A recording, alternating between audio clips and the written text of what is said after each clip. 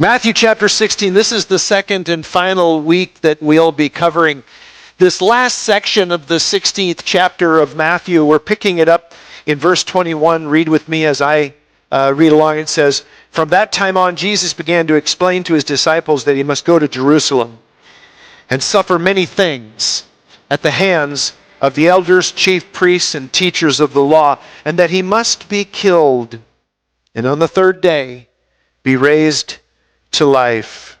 Peter took him aside and began to rebuke him. "Never, Lord," he said, "this shall never happen to you." And Jesus turned to Peter, "Get behind me, Satan. You are a stumbling block to me. You do not have in mind the things of God, but the things of men." And then Jesus said to his disciples, "If anyone would come after me, he must deny himself and take up his cross and follow me. For whoever wants to save his life will lose it. But whoever loses his life for me will find it. What good will it be for a man if he gains the whole world, yet forfeits his soul? Or what can a man give in exchange for his soul? For the Son of Man is going to come in his Father's glory with his angels, and then he will reward each person according to what he has done. I tell you the truth, some who are standing here will not taste death before they see the Son of Man coming in his kingdom." That last verse is actually better connected to the next chapter. It's kind of an unfortunate chapter division. We'll talk about that next week. But let's start by praying. Father, open our hearts to the ministry of your word this morning and teach us.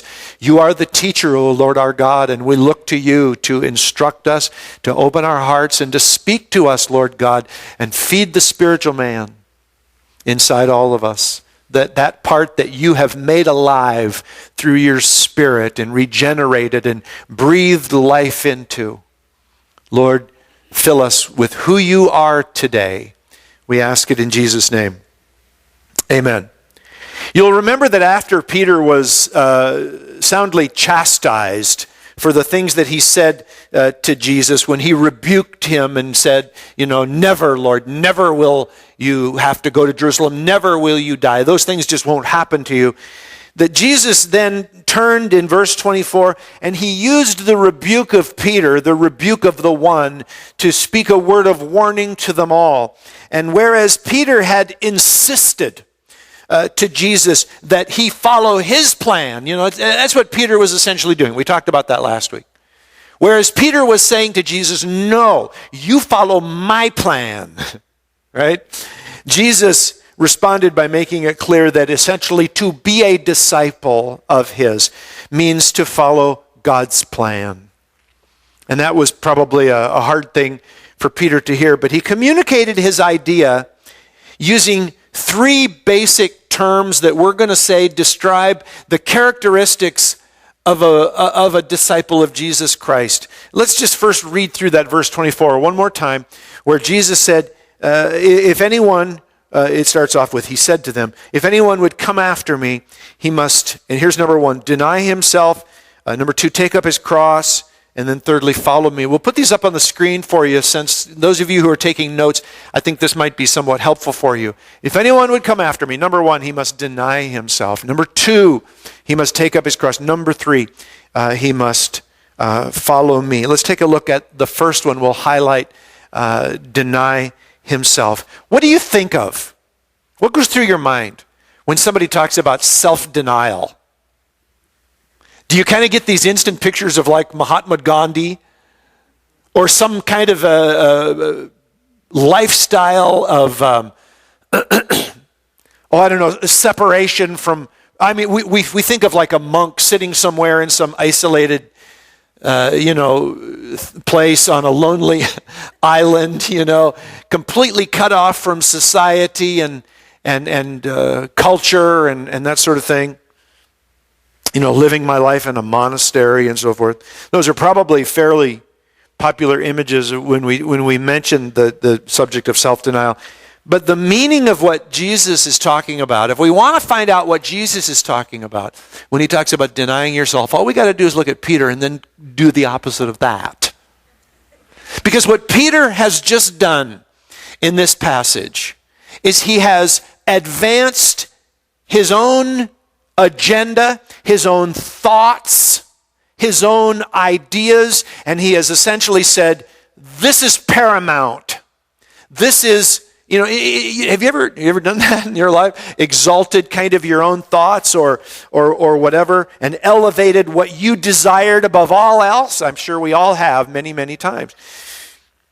What we're basically saying is what I want is what is most important.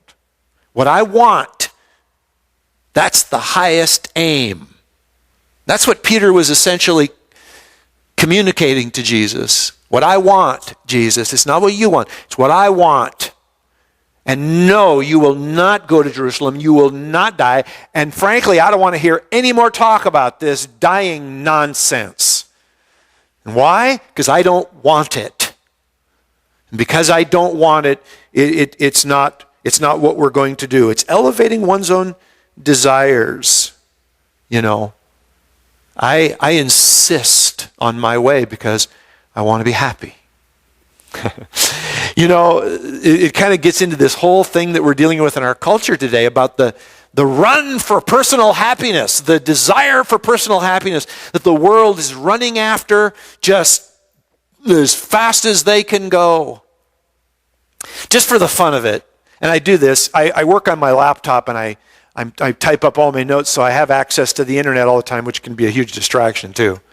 But I flipped over to my browser and I just got into Google and I thought, I'm just going to Google personal happiness and just see what comes up. And just read some of the stuff that, and of course, I didn't have any trouble finding. Do you think I had any trouble finding a website on that subject? It's like, a couple of billion hits immediately, There's no, shortage of information on advice on how to become personally happy in life.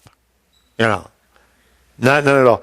Anyway, I found this website that was listed, the title was listed as 5 Methods of Finding Personal Happiness. And I went through and I read them all. And it was just the usual kind of drivel, that you hear from the world. It's just secular humanism. It's the life of the flesh. It's putting my desires first, but so that we might kind of contrast a little bit of what Jesus is saying to us. I thought I'd take a little excerpt and put it up on the screen for you. Ready for a little wonderful worldliness here? Right here at Calvary Chapel. Here's what it said. Oh, there goes my water. It said, as human beings, a life without happiness is meaningless. For happiness to be truly felt, we have to set goals, you see. And once we have established the goals we want in life, well then, we'll know what we want, and then we'll have to figure ways to achieve those goals, and we will need ways to make the things we want happen for us so that we will have what we deserve. You guys.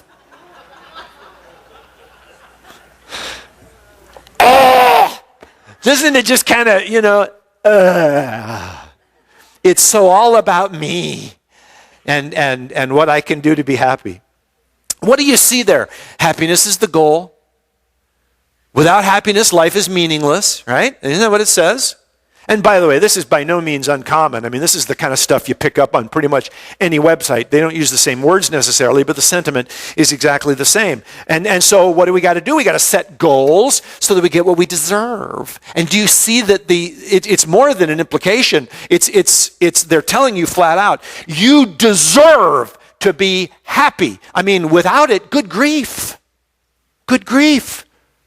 They said it right there. Life is meaningless. Life is meaningless without you personally being happy, and so forth. That's you can see that this is the top of the heap, isn't it, on the list of things that people are seeking for, searching for, desiring in the world. Jesus said, however, that rather than this philosophy here, a characteristic of a true disciple of Jesus Christ is one who denies themselves those things, those goals, those desires, the things that the world would otherwise run after, and we take those things and lay them down at the feet of Jesus Christ. It's called learning to have the mind of God about life. Remember when we just read it, when Jesus rebuked Peter, he back in verse 23, do you remember what he said? He said, you don't have in mind the things of God. That's your problem, Pete. The reason that came out of your mouth just now is because you weren't thinking about God's heart and God's mind and God's desire and God's will. Those weren't even on your radar. What you were thinking about was what you wanted, and what you want, Pete, is consistent with the mind of man.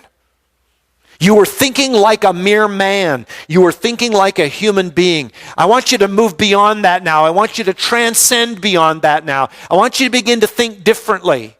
I don't want you to think like an animal. You know, how many times have I said this? I like to make fun of our pets. Please don't send me nasty notes. I know you love your pets.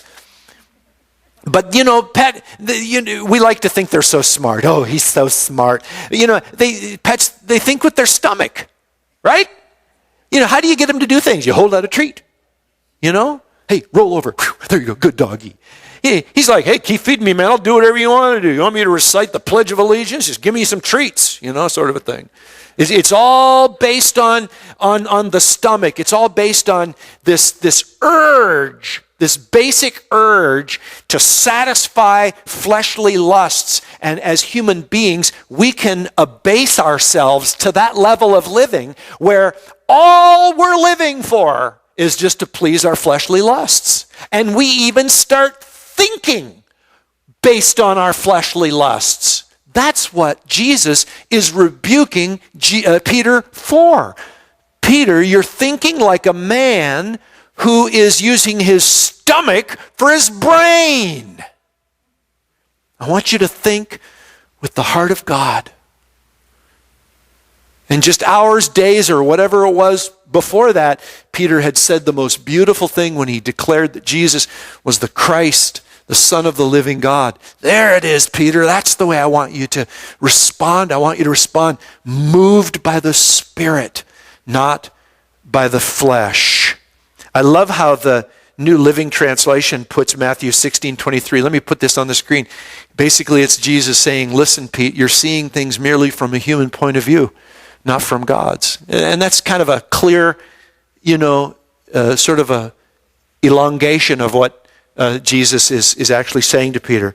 So what we learn about ourselves from this passage is that our thoughts, being human-based, are naturally centered upon self and desire the things that are in keeping with that. So what is our answer to this obvious gravitational pull that we all deal with toward self-centered thoughts, self-centered desires, self-centered ideas? What is the answer? Jesus said it. If anyone would come after me, he must deny himself.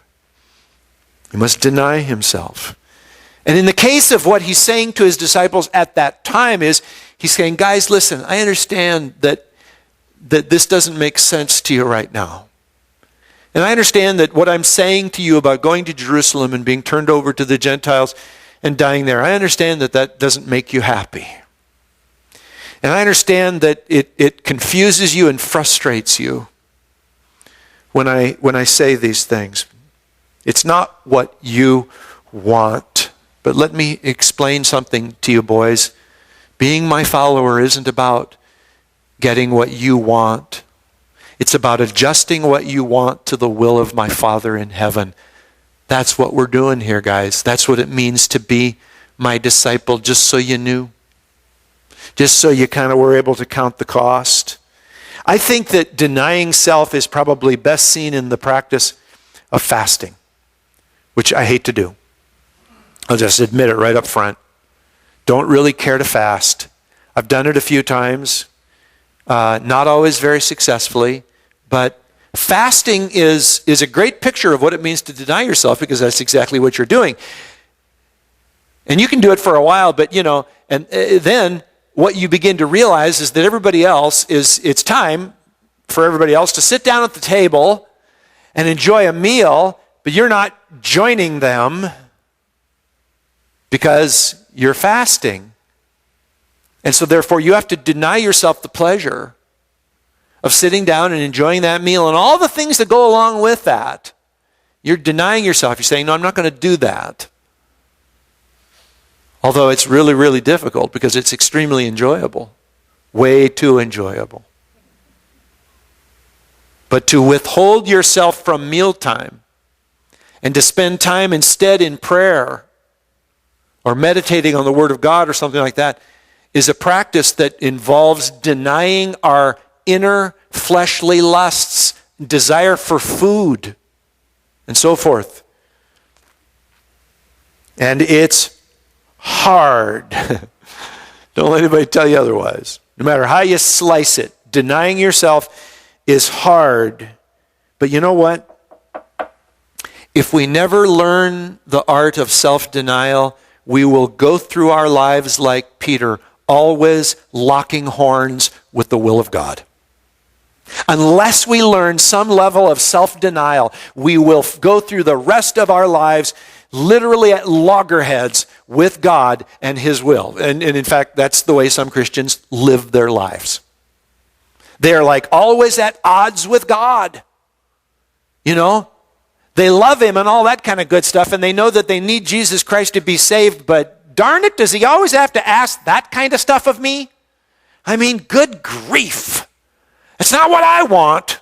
And boy, they'll let you know right here, right now. That's not what I want. Well, but I guess that's what, and there's this lack of willingness to deny oneself such things. But you know what? A believer who is surrendered, a believer who has come to terms with the desires of self to the point where she recognizes the need to surrender those things and the need to deny self is a joyful believer. He is a peaceful believer, and as a result is a more fruitful believer. Because you're no longer kind of doing the bucking thing. Every time God lays something over your back. All right. Second characteristic we looked at, let me highlight this one on the screen here for you, is when Jesus said that a characteristic of a disciple is one who would take up his cross. Some people think this is exactly the same thing as the first point, but I think that there's some interesting kind of dynamics about this. And first of all, I find it interesting that Jesus should say, he should actually even reference the cross at this juncture, because do you know, at least according to Matthew's chronology of events, at this point in time, Matthew chapter 16, Jesus had not even told his disciples yet that the cross would be the means of his dying. He told them he would die, but he hasn't revealed yet the whole cross thing to them as far as him being crucified. And yet he uses the cross in kind of a rather anachronistic way to say to them this very statement that he's making. You must take up, or literally carry, your cross. Now, you and I, we have to maybe think about what that means. To the Jews following Jesus, they would have had an instant picture. No doubt they'd witnessed crucifixion. Prior to someone actually being nailed on that cross, it was the tradition of the Romans, who, by the way, reserved crucifixion only for non-Romans, to take an individual who had been so condemned and force them to carry the instrument of their death, the cross, through the streets of the town to convey a very important message to everyone who was looking on. And what is that message? It was Rome's way of basically saying this: this individual has violated the law of Rome, but now they are under the authority of Rome, and we are going to show it in graphic terms. That's what it means to carry one's cross. It's the final surrender. It's the final humbling of oneself. Literally carrying the instrument of your death to show that you have been conquered. How's that one? Try that one on for size. If that doesn't make you squirm, nothing will.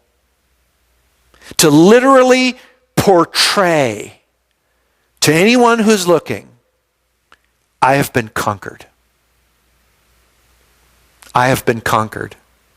Wow. Jesus said, the character of a disciple is one who is constantly conveying to other people the fact that they've been conquered by God and that they are now surrendered to the lordship of Jesus Christ. And a person who carried their cross didn't have the freedom to take a different route. He went where his captors told him he was going to go. And everybody knew, by the way, that where he was going ultimately was the place of death. And there he would die. And by the way, the cross never let anybody off the hook, no pun intended. It always completely and utterly silenced its victims. Now, lest you think that what I'm talking to you about here this morning is a brutality that God wants to visit upon you, and you shudder a little bit at that thought, let me encourage you that what I'm talking about is truly a death, but not a brutal sort of a situation, but a death nonetheless. And a death which has a byproduct that is one that you and I will never understand until we go there. It produces a freedom and a joy that no worldly goal of happiness can even begin to touch. It brings an exaltation in the things of God to the point where it's probably best expressed by the Apostle Paul when he said, you know what? I've done it. I've carried my cross. I went all the way, and I got on that cross, and now I've been crucified with Christ, and I no longer live. But now Christ truly lives in me. And now this life that I do live in this body, I now live for the glory of God. No longer do I live it for my own expectations, my own desires, my own purpose. I am now freed up to live it for him. And so it's a rather glorious thing, actually. So Jesus uses this word picture to portray the character of a disciple in this way. Someone who has died to self and carries that cross continuously. The third characteristic that we're looking at here this morning is the issue of follow me, where Jesus says, follow me. And don't overlook these two words and oversimplify them in some way. Follow me, these are huge words. Do you know all of us are in some capacity followers? Even those of us who are leaders at some point have to follow. And do you know the person that we are most likely to follow and obey? It's ourselves. Ourselves. The person we are most likely to follow and obey is ourselves. Following self is the most common activity among mankind. And relying on self then becomes a practice that we all engage in every day, and we think nothing of it, essentially. And the world around us constantly affirms us in it, and it says things like, find your own path, and follow your dreams. We've worked that into all our neat little songs and ditties, and I did it my way, and all the other sorts of, climb every mountain. You guys remember that from the music? That's it. The Sound of Music, yes. Here's this, mother superior singing this to this young woman, telling her, just follow your dream. Follow your dream. That was the message. Follow your dream. Jesus steps into a place boldly to come between us and that message, and he looks us right in the face and he says, If you would be my disciple, you would follow me.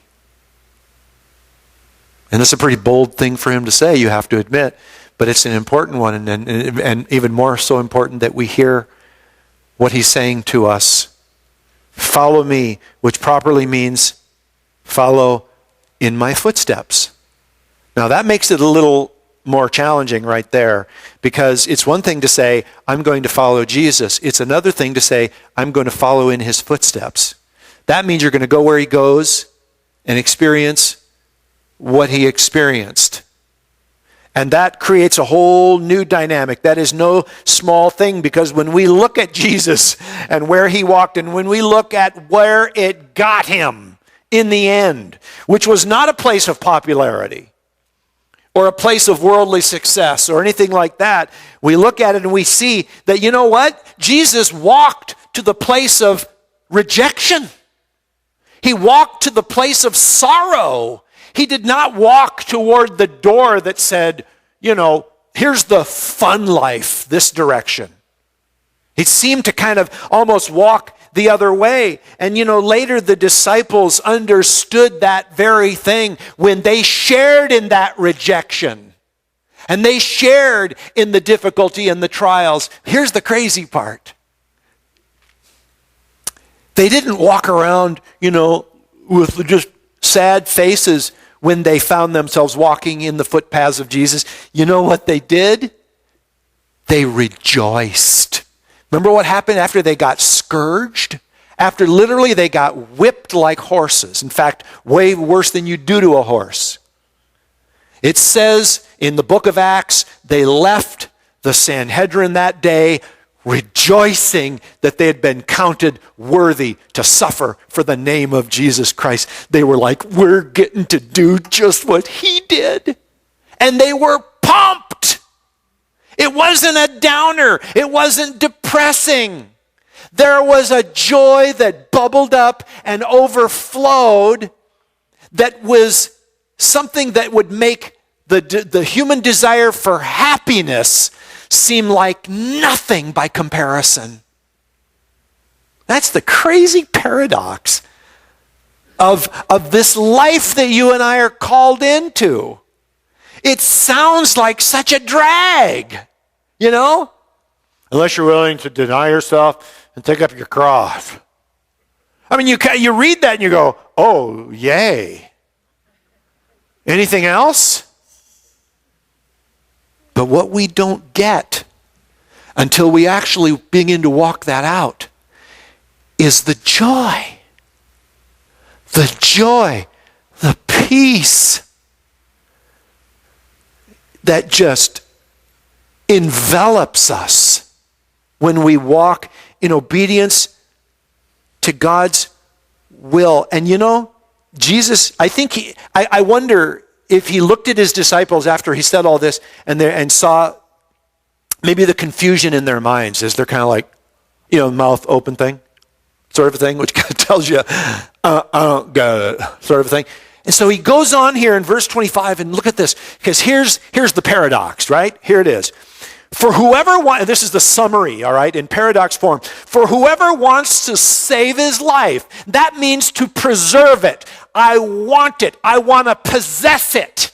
I want to take my life and possess it for myself. That's what he's saying here. Whoever wants to do that is going to find that his life actually is not preserved, is not saved, is in fact lost. That's what he's saying there. And that truly is a paradoxical kind of a statement. You want to keep your life? Give it away. Lose it for my sake. That's how you find your life in Christ. See, that's not what the world says, does it? I know, the world says, go for it. Find yourself. Run after the dreams of your heart. Jesus says, give them all up, and you will find happiness and joy that you couldn't even begin to imagine. You will find your life when you lose it in me. And then he asked the questions, a couple of rhetorical questions. You know, what good will it be for a man if he gains the whole world and yet forfeits his soul, you know? So you run after all the things that the world tells you to run after, and what do you get? when it's all over. And then he asked the question, what can a man give in exchange for his soul? That's a way of saying, how do you put a dollar amount on your soul? What's it worth to you? That's what that is basically saying. So, Jesus informs us here that if we attempt to preserve our lives, we'll actually end up losing them. And if there was ever a better statement of how the self-life backfires, I don't know what it is. Do you understand, people, that the way those who are living who are outside of Christ, do you understand it's going to backfire bad? We're seeing it happen in many people's lives. Some people it backfires sooner than others, but it will backfire for all of them. The desire to be pleased and to run after that pleasure at all costs, it backfires every day. And ultimately it will backfire into destruction one day. And that's the sad thing about this. Conversely, there's only one way to find your life, and that is to lose it for the sake of Christ. And then Jesus reminds us in verse 27, for the Son of Man is going to come in his Father's glory. He's going to come along with the angels. And at that time he will reward each person according to what he has done. People, please understand, this is not a statement saying that we are saved by what we do.